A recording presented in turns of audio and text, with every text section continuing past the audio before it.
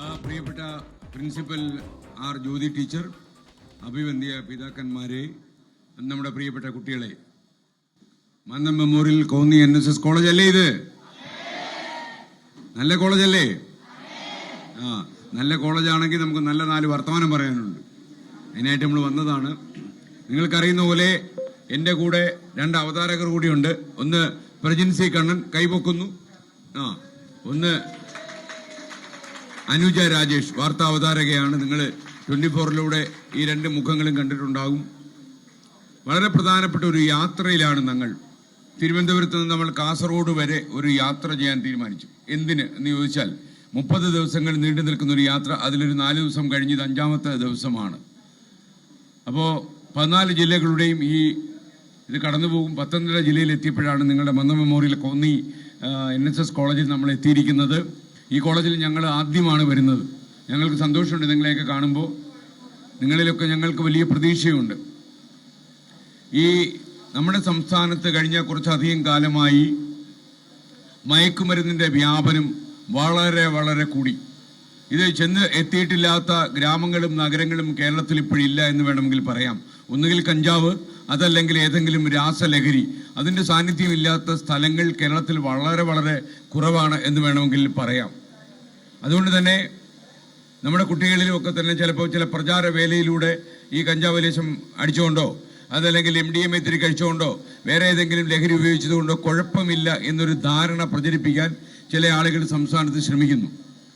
അപ്പോൾ ഈ MDMA കഴിച്ച ആളുകൾ ഒരുപാട് കൊലപാതകങ്ങളിൽ ഏർപ്പെടുന്നു. 30 ദിവസം കൊണ്ട് 35 പേർ കൊല്ലപ്പെട്ടു നമ്മുടെ സംസ്ഥാനത്ത്. ഇതിലെ ഏതാണ്ടൊരു 35 പേരിൽ 15 പേരും MDMA കഴിച്ച ആളുകളാണ് ഈ കൊലപാതകം നടത്തിയത് എന്നുള്ളതാണ്. അപ്പോൾ ഇന്ന് നമ്മുടെ സാധാരണ വീടുകളിലൊക്കെ തന്നെ വളരെ വളരെ പേടിയാണ് ആളുകൾക്ക് ജീവിക്കാൻ.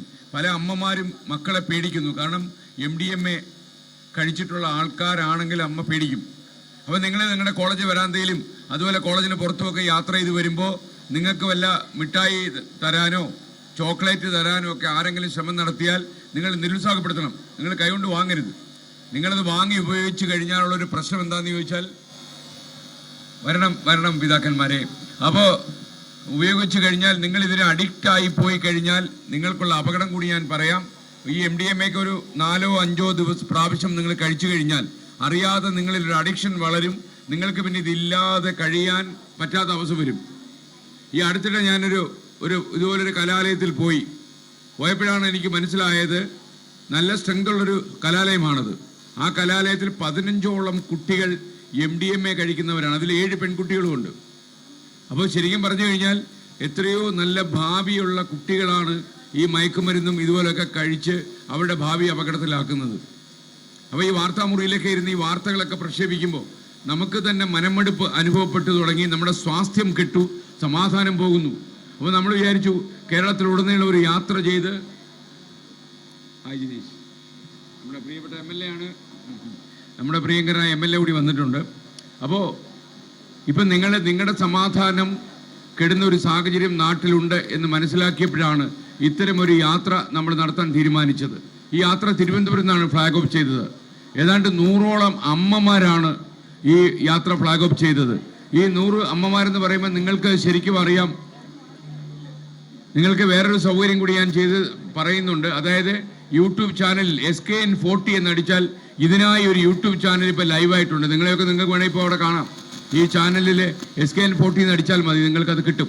അപ്പോൾ നിങ്ങളെല്ലാം ലൈവായിട്ട് ഇപ്പോൾ നാട്ടുകാർ കണ്ടുകൊണ്ടിരിക്കുക. അതുകൊണ്ട് നല്ല സുസ്മേരവദനരായി ചിരിച്ച മുഖത്തോടൊക്കെ നിൽക്കുക. കണ്ടാൽ ഐശ്വര്യം തോന്നുന്ന ആളുകൾക്ക്. നമ്മുടെ പ്രിൻസിപ്പൽ തന്നെ പറഞ്ഞു, നല്ല ഐശ്വര്യമുള്ള കുട്ടികളാണ് എവിടെയെന്ന്. എല്ലാം സുന്ദരികളും സുന്ദരന്മാരുമാണെന്നൊക്കെ പറഞ്ഞിട്ടുണ്ട്. ടീച്ചറില്ലേ?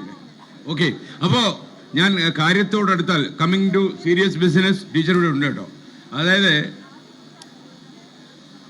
മുഖ്യമന്ത്രി ശ്രീ പിണറായി വിജയൻ ഈ പരിപാടി ഫ്ലാഗ് ഓഫ് ചെയ്യുന്ന ദിവസം അദ്ദേഹമായിട്ട് 1 മണിക്കൂറോളം നീളുന്ന ഒരു അഭിമുഖം ഞാൻ നടത്തിയിരുന്നു. അദ്ദേഹം ഒരു കാര്യം ഉറപ്പ് പറഞ്ഞിട്ടുണ്ട്, കേരളത്തിലെ എല്ലാ പോലീസ് സ്റ്റേഷനുകളും സജീവമായി കഴിഞ്ഞു. കക്ഷി രാഷ്ട്രീയത്തിന്റെ നിറമില്ലാതെ പോലീസുകാർ നേരെ ചൊവ്വേ കാര്യങ്ങളിൽ ഇടപെടും എന്ന് പറഞ്ഞിട്ടുണ്ട്. അതിന്റെ ഫലപ്രാപ്തി കണ്ടു തുടങ്ങിയിട്ടുണ്ട്. കേരളത്തിലെ പല സ്ഥലങ്ങളിലും ഇപ്പോൾ കാര്യമായ റെയ്ഡ് നടക്കുകയാണ്. കൊച്ചി നഗരത്തിൽ തന്നെ വ്യാപകമായ റെയ്ഡ് നടക്കുന്നുണ്ട്. കളമശ്ശേരിയിൽ ഒരു പോളിടെക്നിക് കോളേജിൽ നിന്ന് 2 കിലോ കഞ്ചാവ് പിടിച്ചതൊക്കെ നിങ്ങൾ വാർത്താ മാധ്യമങ്ങളിൽ കണ്ടു കാണും. അതിൻ്റെ ഏറ്റവും വലിയൊരു പ്രത്യേകത, നിങ്ങളൊന്നും ഒരിക്കലും ആലോചിക്കുക കൂടി ചെയ്തിട്ടില്ലാത്ത ഒരു കാര്യമാണ് ആ കോളേജുകളിലെ കുട്ടികൾ ചെയ്തത്. 2 കിലോ കഞ്ചാവ് അവരവിടെ വാങ്ങിച്ചു വെച്ചിരുന്നത് അവർക്ക് ഉപയോഗിക്കാൻ വേണ്ടി മാത്രമല്ല, കച്ചവടത്തിനായിരുന്നു. അതായത് ഹോസ്റ്റൽ മുറി ഒരു സംഭരണശാലയാക്കി അവർ മാറ്റി. വാട്സപ്പിലൂടെ ഗ്രൂപ്പ് ഉണ്ടാക്കി പല സ്ഥലങ്ങളിൽ ആർക്കൊക്കെയാണ് ഇത് എത്തിച്ചു കൊടുക്കേണ്ടത് എന്നുള്ളതിന് അവർ കണക്കുണ്ടാക്കി. അപ്പോൾ എനിക്ക് പറയാനുള്ളത്, നമ്മൾ സാധാരണ ജീവിതത്തിൽ രക്ഷപ്പെടുമ്പോൾ നമുക്ക് 2 വഴികൾ തുറക്കും. ഒരു വഴി നാഷണൽ ഹൈവേ പോലെ കിടക്കും, ഒരു വഴി ചെളിക്കുണ്ടായിരിക്കും. അപ്പം നമ്മൾ നാഷണൽ ഹൈവേ വഴി പോകണോ ചെളിക്കുണ്ടിൽ വീഴണോ എന്ന് നമ്മൾ ആലോചിച്ചാൽ മതി. നമ്മൾ ഒരല്പനേരം നമുക്ക് എന്തോ ഒരു സൗകുമാര്യം കിട്ടും, ഒരു സന്തോഷം കിട്ടും എന്നതിൻ്റെ പേരിൽ ഈ മാരക ലഹരിയിൽ മൂക്കുകുത്തി വീണാൽ നിങ്ങൾക്ക് പിന്നെ ജീവിതം ബാക്കി കാണില്ല എന്ന് ഞാൻ നിങ്ങളെ ഓർമ്മപ്പെടുത്തുകയാണ്. നമ്മൾ ആരും തീരുമാനിക്കാം.